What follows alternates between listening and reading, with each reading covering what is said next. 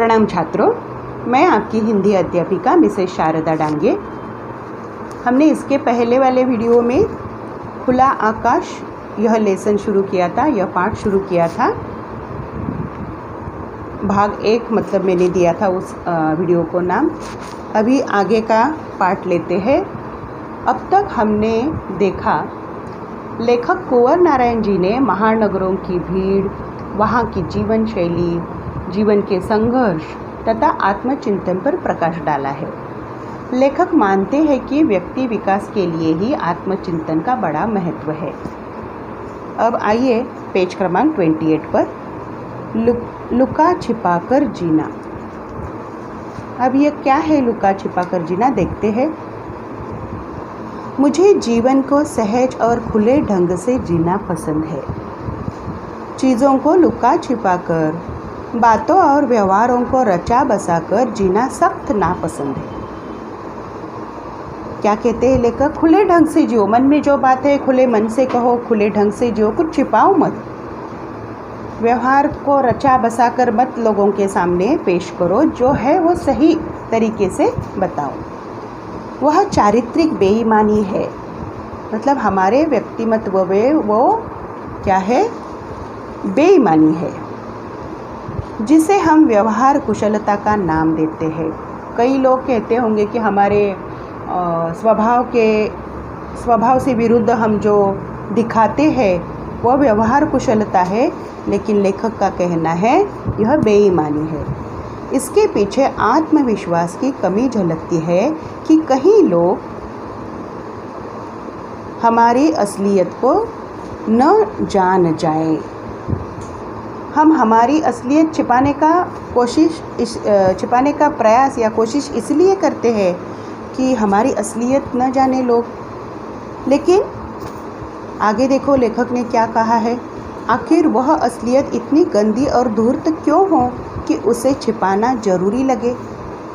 मतलब जैसे हम हैं, खुले दिल के, अच्छे स्वभाव के, वैसे ही रहो, उसको छिपाने की ज़रूरत नहीं। वो क्या छिपाने जैसे गुण हैं? नहीं। आप यदि अपने स्वभाव को छिपाना चाहते हो, रचा बसा कर कुछ कहना चाहते हो, तो ज़रूर आपके स्वभाव में आत्मविश्वास की कमी है और आपकी असलियत गंदी और धूर्त मतलब चालाकी की ओर जाने वाली है। तो ऐसा लुका छिपा कर जीना लेखक को बिल्कुल भी पसंद नहीं है।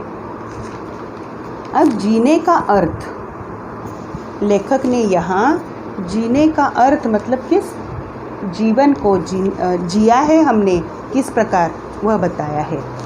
बुढ़ापे का केवल यही अर्थ नहीं कि जीवन के कुछ कम वर्ष बचे हैं। यह तथ्य तो जीवन के किसी खंड पर भी लागू हो सकता है।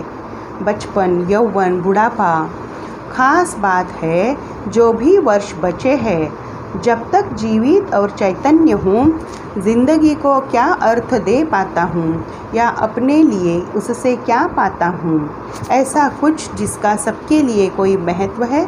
लगभग इसी अर्थ में मैं साहित्यिक चेष्टा और जीवन चेष्टा को अपने लिए अविभाज्य पाता हूँ। अविभाज्य का अंडरलाइन करो शब्द को, अलग न होने वाला। यह चेष्टा, यह जो शब्द आया है चेष्टा, इस शब्द का अर्थ है प्रयास, कोशिश, प्रयत्न। इन मराठी चेष्टा इस शब्द का अर्थ होता है मजाक उड़ाना। मराठी में ये बात ध्यान में रखो, लेकिन हिंदी में चेष्टा का अर्थ है कोशिश, प्रयास। अब कौन कौन सी कोशिश की है लेखक ने? साहित्यिक और जीवन जीने की, लेखन करने का प्रयत्न भी किया है और जीवन जीने का भी प्रयत्न किया है। लेखक का कहना है बचपन, यौवन और बुढ़ापा ये जीवन की अवस्था है, जीवनावस्था है। ये हमने किस प्रकार जिए इसके लिए महत्व है। जीना है इसीलिए जीना, ऐसी बात यहाँ नहीं है। 75 का हो रहा हूँ, मतलब लेखक अभी 75 साल के हो रहे हैं, यानी जीने के लिए अब कुछ ही वर्ष बचे हैं, लेकिन जीना बंद नहीं हो गया है। मतलब लेखक अब तक लिखते हैं, अब तक देखते हैं दुनियादारी सब। यह एहसास कि मृत्यु बहुत दूर नहीं है। उम्र की किसी भी मोड़ पर हो सकती है। मृत्यु, मृत्यु शब्द स्त्रीलिंग है, ये बात ध्यान में रखिए। मृत्यु हो सकती है।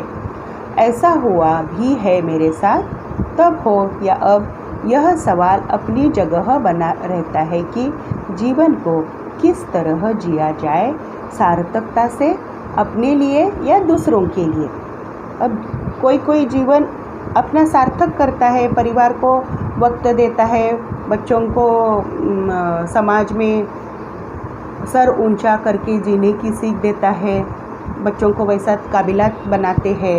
ये तो हो गया अपने लिए, लेकिन समाज के लिए जीना यह भी एक जीना है, दूसरों के लिए जीना यह भी एक जीना है। लेखक कहते हैं हमें हमारा जीवन वो जीवन की तरह से गुजारना है, ऐसा वैसा नहीं। हमारी आयु कितनी लंबी है, इससे श्रेष्ठ होता है कि हमें जो आयु मिली है उससे हमने काम कितने महान किए हैं। जितने हमने काम अच्छे किए हैं, कभी कभी देखो स्वामी विवेकानंद जी की आयु कितनी छोटी थी, 42 या 44 तक, 42 44 ऐसा ही कुछ उनकी मतलब मृत्यु हुई थी। लेकिन हर एक युवाओं के मुँह पर उनका नाम है, क्योंकि उनकी सीख ही ऐसी है।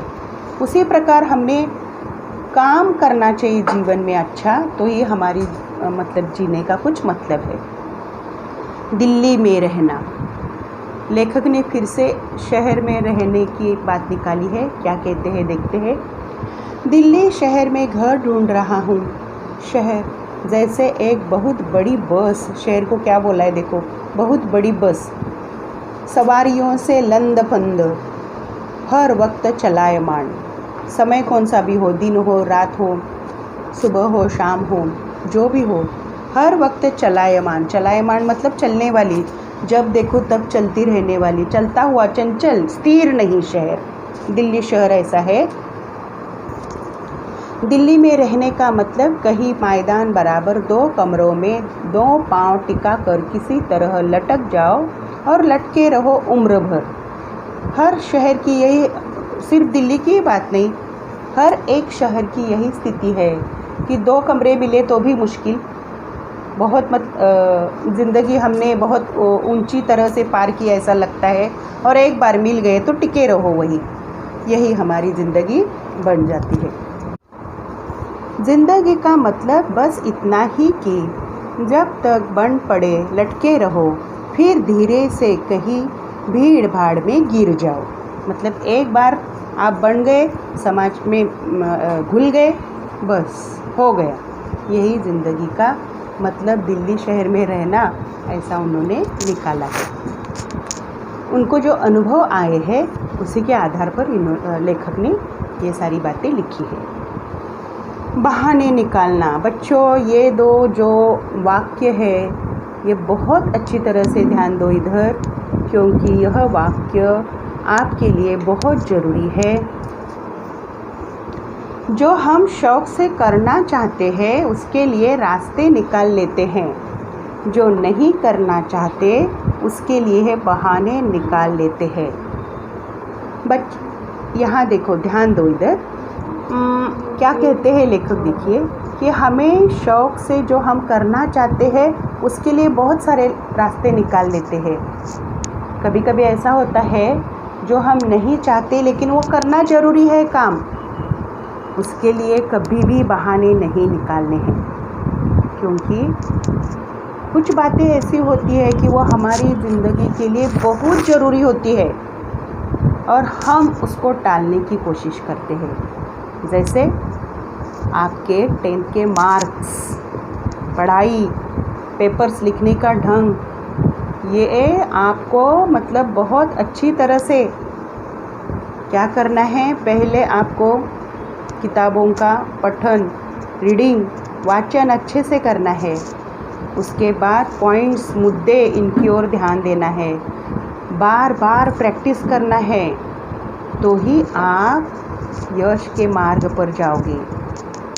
आपको पढ़ाई का शौक़ हो न हो वो नहीं देखना है, बहाने नहीं देने कि मुझे इसलिए मार्क्स कम आए या ये हुआ, ये कुछ बहाने नहीं देना है, बस पढ़ाई करनी है, पढ़ाई करनी है। आप पढ़ाई करने का शौक़ आपको रखना है। अपने से बहस, देखो अपने मतलब अपने मन को, आगे क्या कहते हैं लिखते हैं लेखक, देखो बहस दूसरों से नहीं अपने से करनी चाहिए, उससे सच्चाई हाथ लगती है। दूसरों को सिर्फ सुनना चाहिए, दूसरों से बहस से केवल झगड़ा हाथ लगता है।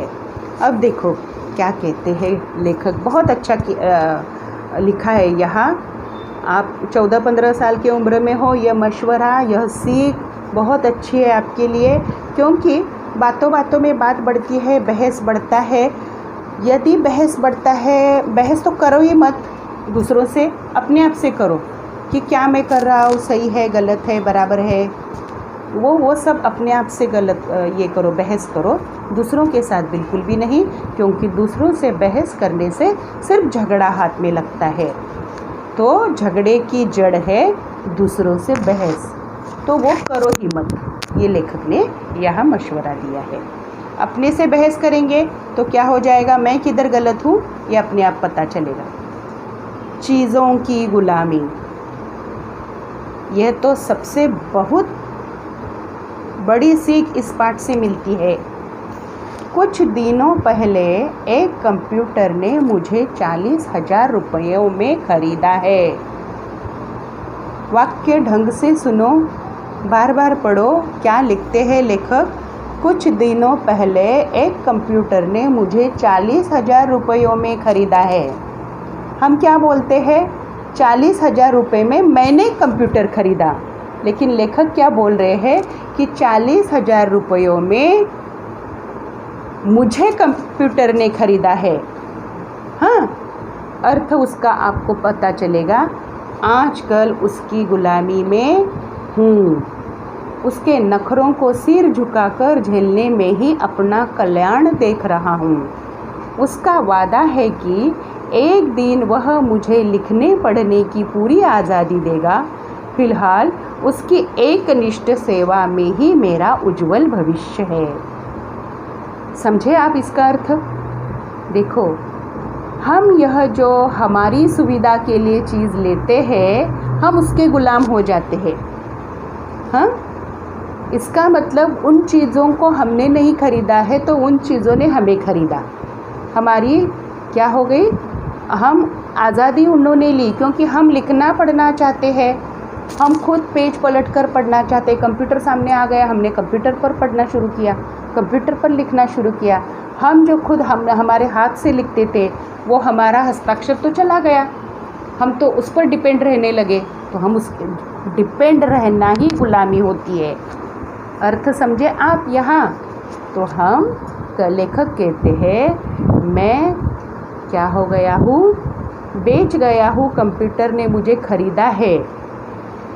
इसके पहले एक मोटर मुझे भारी दामों में खरीद चुकी है। कंप्यूटर के पहले लेखक को किसने खरीदा था? एक मोटर ने। उसकी सेवा में भी हूँ। दरअसल चीज़ों का एक पूरा परिवार है जिसकी सेवा में हूँ। सच है, हमारे घर में जितने भी भौतिक सुविधाएं हैं, उन सब के हम गुलाम बन गए हैं, उन सारे यंत्रों के हम गुलाम बन गए हैं। आदमी का स्वभाव नहीं बदलता या बहुत कम बदलता है। गुलामी करना, करवाना उसके स्वभाव में है, सिर्फ तरीके बदले हैं, गुलामी की प्रवृत्ति नहीं। हजारों साल पहले एक आदमी मालिक होता था और उसके दर्जनों गुलाम होते थे। अब हर चीज़ के दर्जनों गुलाम होते हैं। बहुत अच्छा लिखा है लेखक ने यहाँ कि बहुत सारी चीज़ें, बहुत सारी भौतिक सुविधाएं हमें मिल रही है आधुनिक तंत्रज्ञान की वजह से, और हम क्या कर रहे हैं, उनके गुलाम हो रहे हैं। Computer, mobile, mixer, washing machine, बहुत सारी चीज़ें ऐसी है हमने हमारी सुविधाएं के लिए ली, लेकिन हम उनके गुलाम हो गए हैं। उनके तौर तरीके से हमें चलना पड़ता है। हम मशीनों को हमारे तौर तरीके से नहीं चला सकते। मशीनों के तौर तरीके से हमें चलना पड़ता है। इसीलिए लेखक ने यहाँ कहा है कि हम चीज़ों के गुलाम बन गए हैं। आप समझे इसका अर्थ? मतलब भौतिक सुख सुविधाओं को कितना अपनाना चाहिए, यह हम पर आधारित है। और एक स्वाध्याय इस भाग पर तैयार किया है। प्रश्न पहला है, पाठ में दिया गया शहर का नाम। दूसरा, दिल्ली में रहने का अनुभव अपने शब्दों में लिखो। लेखक ने अपने अनुभव तो दिया है, उसको अपने शब्दों में लिखना है। क्या हम चीज़ों के गुलाम हैं? इस विषय पर अपने विचार आपको लिखने हैं। पाठ में आए संधि शब्द छांटकर उनका विच्छेद कीजिए और संधि का भेद लिखिए। ओके, धन्यवाद बच्चों।